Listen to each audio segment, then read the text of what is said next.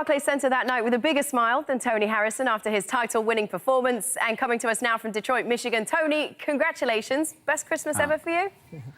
Yeah, for sure. It definitely goes down in the history books for me.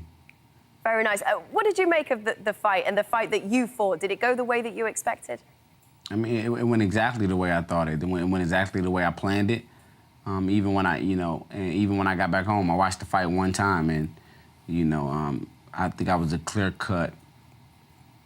If you was watching the fight, man, and you just saw a clear cut guy that looked like he was captain at all times, looked like he was dominant at all times, in control at all times, no matter what, he did to me. So, for me, training was great. I had great sparring, and I think that's what will push me over the top. If you feel like it was that clear cut, what did you make of the reaction of the crowd in the arena? It was Charlo Promotions. The whole fight was Charlo Promotions. He was the A-sided fighter. So he had a lot of his support. He had a lot of his fans, a lot of his family. So, just like you guys were talking about, man, that B-side fighter, man. When the crowd is booing, man, that means we winning. Tony, I'm excited for you, man. I'm glad you won. And like Kay said, not too many of us out there thought that you would be the one leaving that ring that night with the belt. During the fight, were there any adjustments being made? I thought I saw the game plan was just to outbox him, and I thought you did a terrific job of that. But was that just the game plan? Was it just to move, outbox him, and try to score, and look for a knockout if it came about? Well, you know what? You see a lot. You see a lot of the times. I wasn't really like using unnecessary movement. The thing was just to not waste unnecessary movement, to not use unnecessary energy.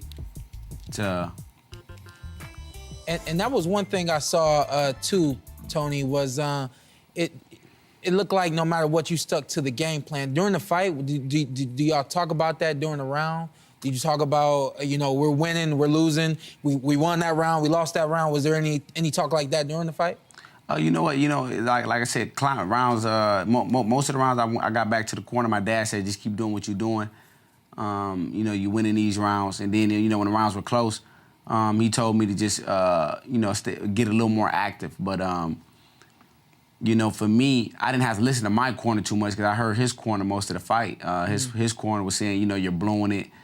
So his reaction from his corner, I knew exactly that I was doing the right thing because, a lot of the times, they said, you got to put more pressure, That let me know that I was doing exactly what I was supposed to be doing.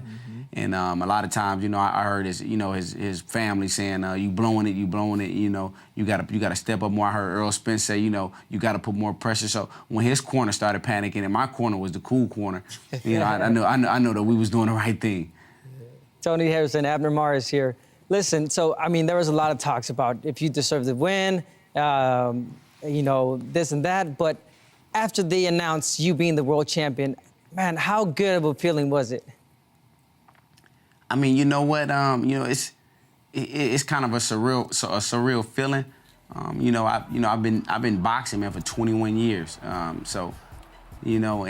I stayed so resilient, man. I lost, got back up, fought again, lost again, got back up, and then became world champion. So, for me, man, I get a hood of hope, man. So, that's so the feeling is just so real. What's next for Tony Harrison, the champion of the world? You know what? Like I said in the interview before the sportsmanship got so bad, I said my word and I stood by it, and I still stand by it.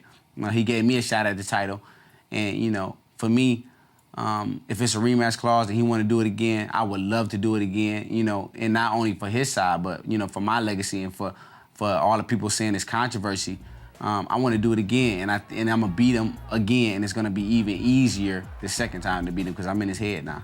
I got to see a rematch. I got to see that. You know what? I got to see it, too. I want to do it just as bad as him, and I'm going to do it again. I'm going to beat him. And then, you know what? My next goal is unification time. I need Jerry Hurd back. It's simple. I need him back.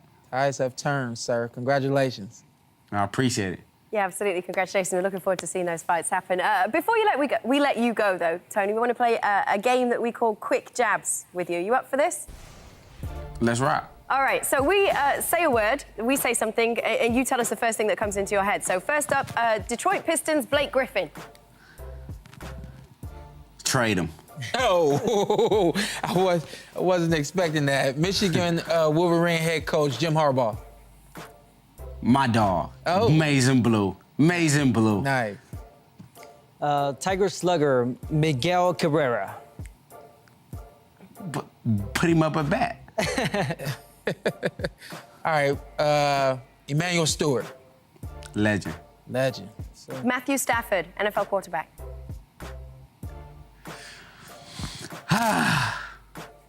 Die hard, bleed die hard fan.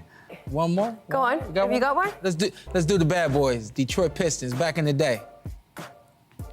Rugged, rough, tough. Don't Yeah. even come down here. Don't come down here. That's all Tony right there, man. Don't Congratulations. come down here. Don't even come to this city. Don't come down here.